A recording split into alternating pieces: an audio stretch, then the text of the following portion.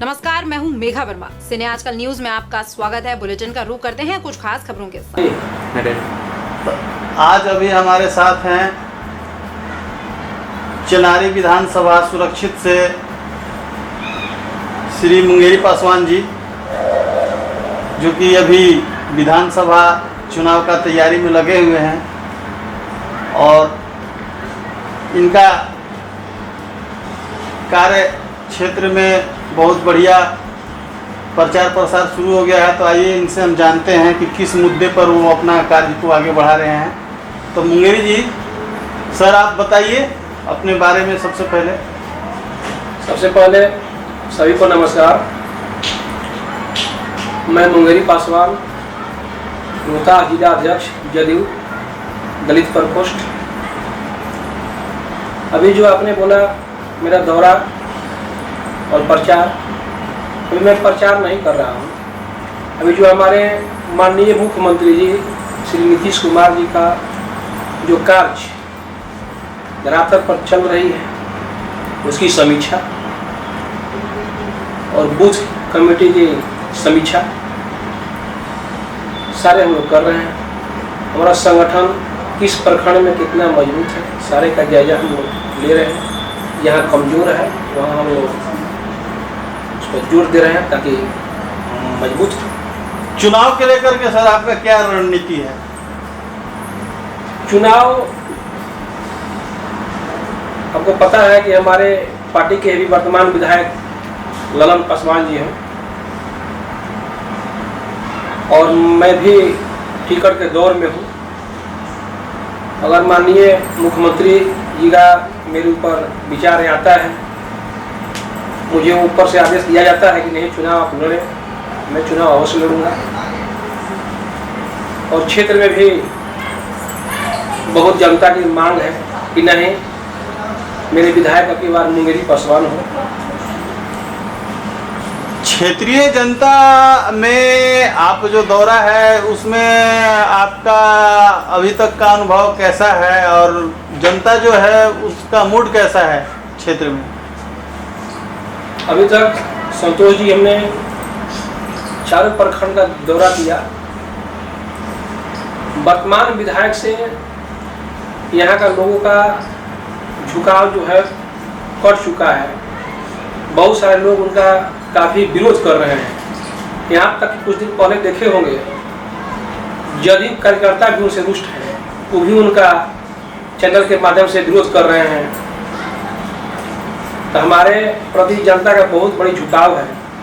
अगर माननीय मुख्यमंत्री जी मुझे टिकट देते हैं तो मैं 100% चुनाव अवश्य जीतूंगा। कहा जाता है कि चेनारी विधानसभा जो है सुरक्षित विधानसभा है और इसका 2 से 3 प्रखंड जो है पहाड़ी क्षेत्रों में पड़ता है। तो पहाड़ी क्षेत्रों के विकास के लिए जो मुख्यमंत्री जी का जो कार्य हुआ है तो उसका क्या समीक्षा हुआ है आपके माध्यम से? माननीय मुख्यमंत्री जी का समीक्षा तो आप जान रहे हैं। कुछ दिन पहले हमारे माननीय मुख्यमंत्री जी जो आए थे मटिया डैम के लिए हवाई सर्वेक्षण भी उन्होंने किया था। डैम का भी कार्य और जो पणका पुल है आपका, पणका पुल पर भी बहुत दिन से राजनीति चल रहा है, लेकिन अब की बार चुनाव के बाद पुल भी बनेगा। अगर आपको पार्टी के द्वारा टिकट दिया जाता है, आपको चुनाव लड़ने का मौका मिलता है, तो आपका मोटो क्या होगा क्षेत्र के जनता के लिए? मतलब क्या उद्देश्य होगा आपका? देखिए, हम जमीन से जुड़े हुए नेता हैं, हवा हवाई में नहीं चलते हैं। हम जन जन तक आप लोग के बीच रहकर, जनता के बीच रहकर जनता की आवाज़ को सुनेंगे, उनके क्या दुख है, दर्द है। कुछ दौरा के दौरान बेरोजगारी की बात आई है। जिस दिन हम यहाँ से विधायक के पद पर, एमएलए के पद पर चुने जाते हैं, हमारी सबसे पहली प्राथमिकता यहाँ के लोगों को सरकार से बातचीत कर कर नौकरी दिलाने का काम, दिलाने, रोजगार दिलाने का काम करेंगे। चेनारी विधानसभा चूँकि बहुत ही पिछड़ा क्षेत्र माना जाता है, पहाड़ी क्षेत्र है, जनजातीय लोग रहते हैं, तो उनके विकास के लिए जो प्रयास होना चाहिए वो भरपूर अभी तक दिखाई नहीं देता है। तो ऐसे में अगर आप चुनाव लड़ते हैं तो आपका क्या पहला बिंदु होगा क्षेत्र के जनता के लिए, पहाड़ी जनता के लिए? क्षेत्र की जनता के लिए सबसे पहला बिंदु मेरा रोजगार होगा। देखिए संतोष जी, बिना रोजगार के, बिना शिक्षा के हमारे लोगों की विकास नहीं हो सकती। आज हमने क्षेत्र घूमा, रोहतास प्रखंड में लोगों ने बोला कि हमारे यहाँ शिक्षा की बहुत अभाव है। अगर एक सरकारी आवासीय विद्यालय की व्यवस्था हो जाती तो कुछ बच्चे हमारे पढ़ जाते। तो मेरा मुख्य बिंदु सबसे पहले शिक्षा रहेगा। यहाँ 100% शिक्षा, यहाँ के लोगों को शिक्षित करना ही मेरा मेन उद्देश्य रहेगा। तो सर ये बतलाइए कि जो पहाड़ी क्षेत्र के जो ग्रामीण जनता जो है अभाव में अभी तक जीती आ रही है, उनको बुनियादी सुविधाएं जो मिलनी चाहिए वो अभी तक नहीं हो पाया है। हालांकि प्रयास तो हुआ है, लेकिन आप जब इस क्षेत्र से उम्मीदवार होंगे तो आपका जो मुद्दा और उद्देश्य जो होगा उनके लिए, उस पर सर आप जो हमारे पहाड़ी क्षेत्र की जनता है, सबसे पहले उनको ऊपर से आने और जाने की एक काफ़ी तकलीफ होती है। तो हमारी प्रयास रहेगी उनसे मुख्य धारा से जोड़ा जाए। मुख्य धारा से जोड़ने के लिए सबसे पहले रोड की आवश्यकता है। हम यही चाहेंगे, हमारी प्रयास रहेगी कि जैसे आज हम लोग 15 साल पहले चले तो नौहाटा के लोग डेहरी जाने में सोच रहे थे।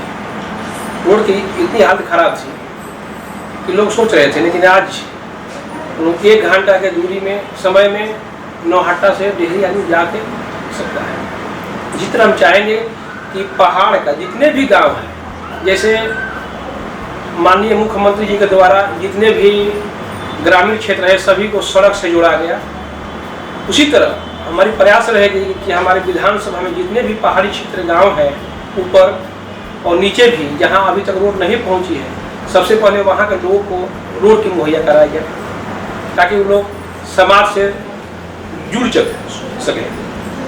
जैसा कि आपको मालूम है कि कुछ वर्ष पहले मुख्यमंत्री जी का आगमन रेहल में हुआ था और उस समय भी अकबरपुर से लेकर के अधौरा तक जो रोड का बात चला था कि उसका निर्माण बहुत शीघ्र हो जाएगा, लेकिन आज तक वो धरातल पर नहीं आया और जैसा था वैसा ही है। तो उसके लिए सर आप क्या कहना चाहेंगे? आप जैसे ही हम यहाँ से चुन के जाते हैं, सरकार से बात होगी कहाँ अड़चने हैं, किस कारण अभी तक रोड नहीं बने, उस पर बात की जाएगी। उसके बाद ही हम इस पर कुछ कह सकते हैं। रोहतासगढ़ किला चूँकि एक धरोहर और सांस्कृतिक जगह है, उसका भी विकास आज तक नहीं हो पाया है, तो उसके लेकर के आपका क्या मुद्दा और क्या मोटो होगा? अथक प्रयास करेंगे कि रोहतास किला और पहले से बहुत अच्छा हुआ है। पहले संतोष जी हम लोग रोहतास किला पर जाने के लिए सोचना पड़ता था, लोग भयभीत रह रहे थे, लेकिन आज हमारी सरकार का ही दिन है कि लोग स्वेच्छा से वहाँ जा रहे हैं। हम लोग भी जाते हैं, 2 घंटा 4 घंटा रह के जाते हैं। विकास हुआ है, लेकिन विकास का जो पैमाना होना चाहिए उस दिखाई नहीं देता है। कार्य तो बहुत हुआ लेकिन वो टिकाऊ नहीं हुआ और अभी तक जो होना चाहिए सफल वो दिखाई नहीं दे रहा है। तो संतोष जी पहले तो यहाँ काम ही नहीं हो रहा था, लेकिन मैं ये नहीं कर रहा हूँ जो भी काम हुआ 100% सही हुआ, लेकिन वहाँ 50% 60% काम हुआ और कुछ ठेकेदार लोग उसमें मनमानी कर रहे हैं, तो उस पर भी शिकंजा कसा जाएगा। जितना माननीय मुख्यमंत्री जी ने पैसा दिया रेहल के लिए उतना धरातल पर काम नहीं हुआ है।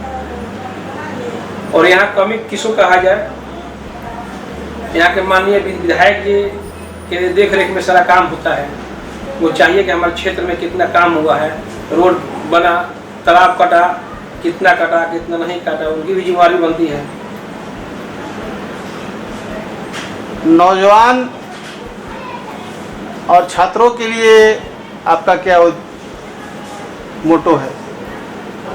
नौजवान के लिए रोजगार और छात्र के लिए शिक्षा। हमारे बाबा साहब का जो सपना है कि जिस घर में शिक्षा नहीं है उसका विकास नहीं हो सकता है। मैं जिस दिन यहाँ से एमएलए चुना जाऊँगा, मेरा पहला प्राथमिकता रहेगा शिक्षा पर। मैंने आपको पहले ही बताया, जो जिस घर का में शिक्षा नहीं उसका विकास नहीं हो सकता है।